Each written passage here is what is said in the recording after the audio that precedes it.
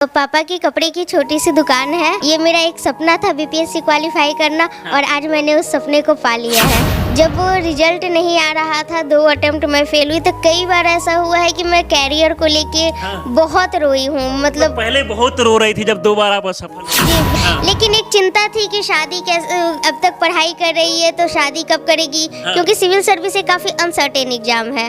BPSC हो, शादी को लेकर भी घर में इस तरीके से चर्चा चल रहा था कि आखिरकार शादी कब होगा। हाँ, कब करोगी, अभी कब तक पढ़ोगी, सबसे बड़ा सवाल था कब तक पढ़ोगी। इनका कद छोटा है लेकिन इनका जज्बा और हौसला जो है वो काफी बड़ा है। जब तक तोड़ेंगे नहीं तब तक छोड़ेंगे नहीं। जब तक तोड़ेंगे नहीं तब तक छोड़ेंगे नहीं, और आपने इस बात को साबित करके दिखाया। दोस्तों, अभी हमारे साथ बिहार की एक ऐसी बिटिया है जो भले कद से छोटा है लेकिन इन्होंने एक ऐसा कमाल किया है जिसके बाद इनकी चर्चा पूरे बिहार में हो रही है। जी हाँ, ये महज 4 फीट की है लेकिन ये पढ़ाई के प्रति जो है वो काफ़ी जागरूक है, और यही कारण है कि इनके पिताजी जो है कपड़ा के दुकान चलाते हैं। वो काफ़ी मेहनत करके इनको पढ़ाए और आज जो है ये बीपीएससी में सफलता हासिल की है। बहुत बहुत शुभकामनाएं आपको। धन्यवाद आपका। कितना खुशी आपको महसूस हो रहा है? आप जो है भले देखने में छोटे हैं लेकिन पूरे बिहार का जो है नाम आप रोशन किए, बीपीएससी में सफलता हासिल किए हैं।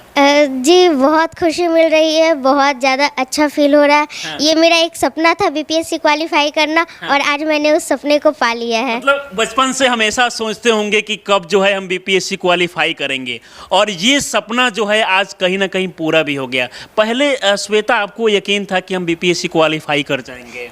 जी, मैंने सपना देखा था तो मेरा मानना है कि अगर आप सपने देखते हैं तो उसके लिए आप लग जाइए। तो मैं अपने सपने को देखा और उसे सपने को पूरा करने के लिए जी जान से लगी हुई थी।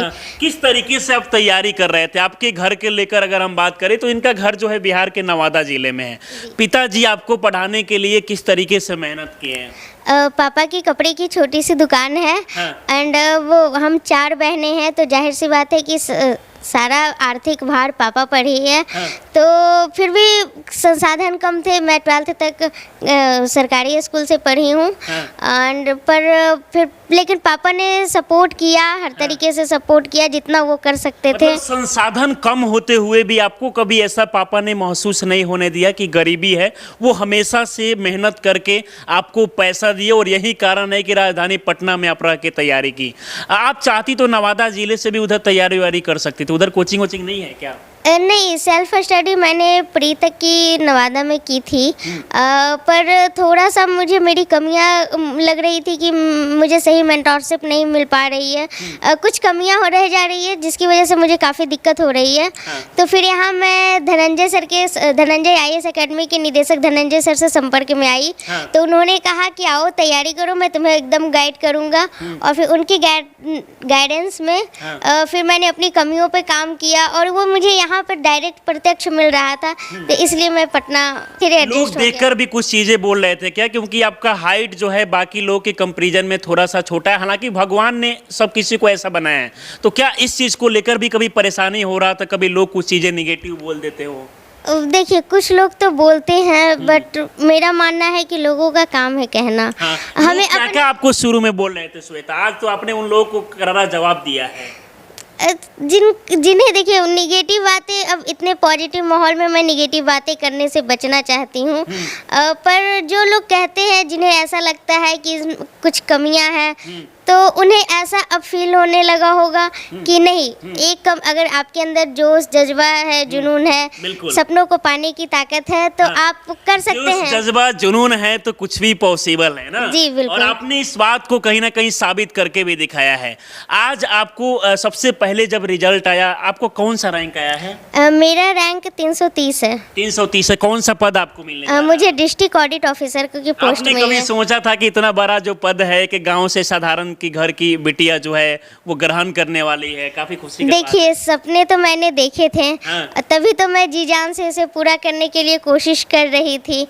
तो सपने थे तो ये उम्मीद भी थी कि हाँ मैं एक दिन पा लूंगी। मतलब ये था मेरे मन में कि नहीं यार, मैं अपनी आखिरी कोशिश करूंगी। जब तक तोड़ेंगे नहीं तब तक छोड़ेंगे नहीं। जब तक तोड़ेंगे नहीं तब तक छोड़ेंगे नहीं, और आपने इस बात को साबित करके दिखाया।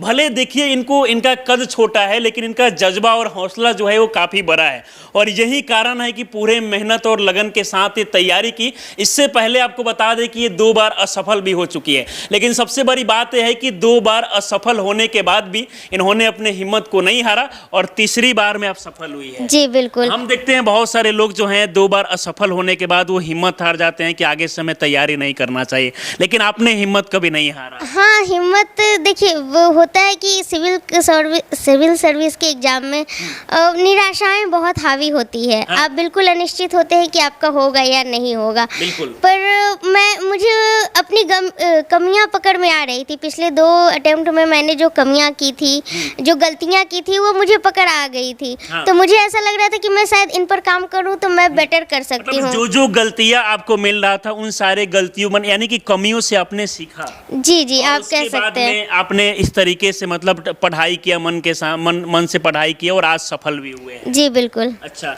ये बताइए कि श्वेता, आपके आज जो है सफलता की कहानी पूरे देश में चल रही है, बिहार में चल रही है, लेकिन आपने स्ट्रगल कितना किया है वो शायद बहुत लोगों को नहीं पता होगा। मैं 4 बहनों में सबसे बड़ी हूँ, तो एक सीमित संसाधनों में ये भी है कि बाकी बहनों को भी देखना होता है।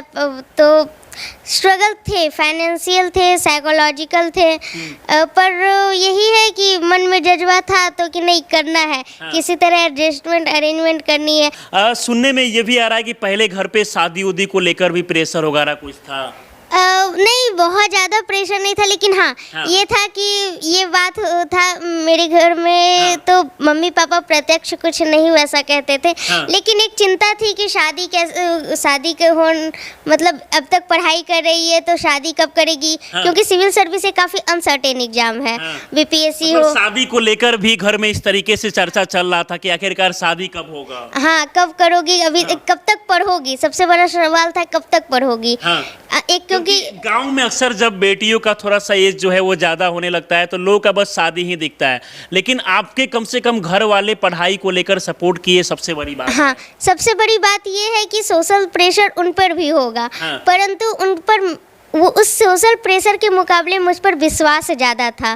तो उन्होंने उस सोशल प्रेशर को खुद झेला, मुझ पर हावी नहीं होने दिया। आप पे कभी हावी नहीं होने जी दिया नहीं, बिल्कुल नहीं। पर उन्होंने झेला होगा, मैं समझ आगे आपका सपना क्या है? अब तो आप बीपीएससी क्वालिफाई कर चुकी है, आपको पद भी मिलने वाला है, आगे और क्या कुछ सोचे हैं मन में? फिलहाल तो जो जिम्मेवारी मिली है मैं उस दायित्व का निर्वहन ईमानदारी पूर्वक करना चाहूँगी।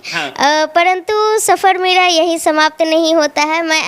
मेरा आगे का ड्रीम यूपीएससी क्वालिफाई करना है, और मैं उसके लिए मतलब निरंतर आगे अब लगी हूँ। बीपीएससी के बाद आप यूपीएससी का भी तैयारी करने वाली है, तो मुझे लगता है कि आईएएस बनने का भी सपना है आपको। जी बिल्कुल, मेरी कोशिश बिल्कुल रहेगी।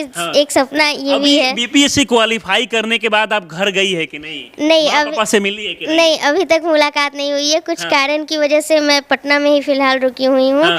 जब आप घर पे जाएगी तो माँ पिता भी देखकर काफ़ी खुशी मिलेगा उनको, और जो लोग कहीं ना पहले के समय में जो लोग ताने मार रहे होंगे उन लोग को भी एक करारा जवाब मिलेगा। हाँ, कम से कम उनके मन में ये रियलाइजेशन जरूर होगा कि नहीं, लड़कियां भी कर सकती है, और किसी में अगर कोई कमी भी है तो वो कमी उस पर हावी नहीं होगी। बिल्कुल, वो भी कुछ कर सकते हैं। पुराने दिन कभी कभी आज के समय जब आप याद करती होगी तो बहुत सारा चीज़ें मन में कभी कभी रोना भी आता होगा कि भाई हमने इतना मेहनत संघर्ष किया है।